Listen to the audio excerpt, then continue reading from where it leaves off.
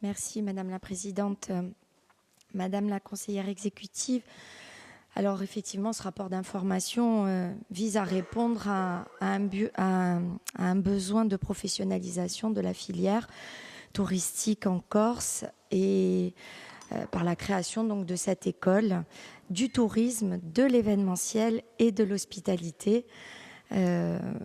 Trois mots essentiels en termes de tourisme. Donc, il s'agit effectivement d'un projet majeur pour notre région et son économie. Le tourisme représente une part essentielle de l'activité économique.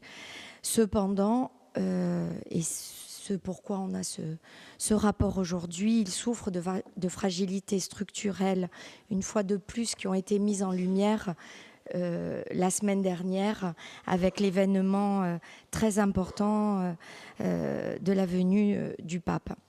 Alors parmi ces fragilités, on peut notamment citer un déficit de ressources qualifiées, formées localement et disponibles toute l'année, puisque certains de mes collègues l'ont noté. C'est vrai que maintenant on tend de plus en plus à étaler la saison et à ce qu'il n'y ait plus de saison justement pour venir en Corse.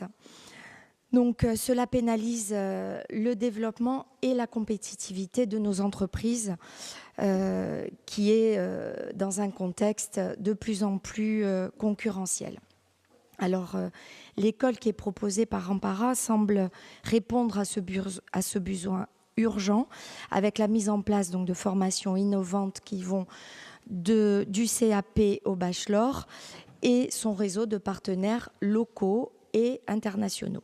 Alors en ma qualité de présidente de l'Office du tourisme du pays ajaccien, je tiens à saluer le choix de la cité impériale comme site d'implantation qui, je l'espère, confirme le dynamisme touristique de notre territoire, ainsi que l'ancrage territorial avec la volonté de faire de cette école un levier de valorisation des savoir-faire insulaires, de nos produits locaux et de notre identité culturelle. Alors au-delà de ces points, j'ai quelques interrogations. La première, elle est partagée par l'ensemble de mes collègues qui viennent d'intervenir, c'est justement sur la gouvernance.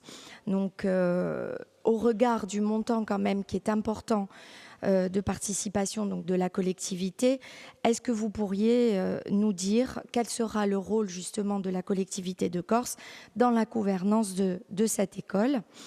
Ampara sera-t-elle seule en charge ou est-ce qu'il y a un comité d'orientation stratégique regroupant l'ensemble des acteurs du territoire qui verra le jour pour garantir une gestion pluraliste et transparente?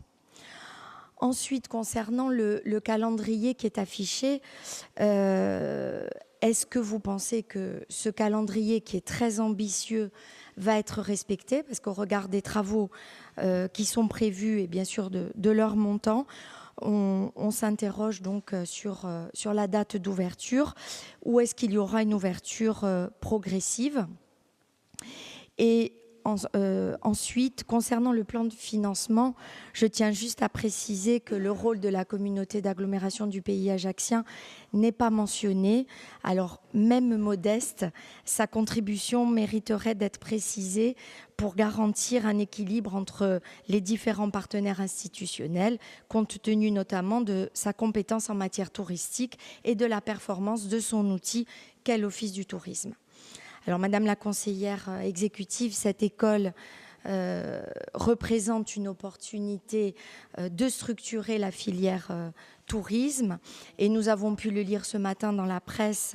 Les professionnels sont enthousiastes à l'idée donc de son ouverture. Il est donc de notre responsabilité de garantir son succès en veillant à ce qu'elle s'inscrive pleinement dans le tissu économique et social de notre territoire.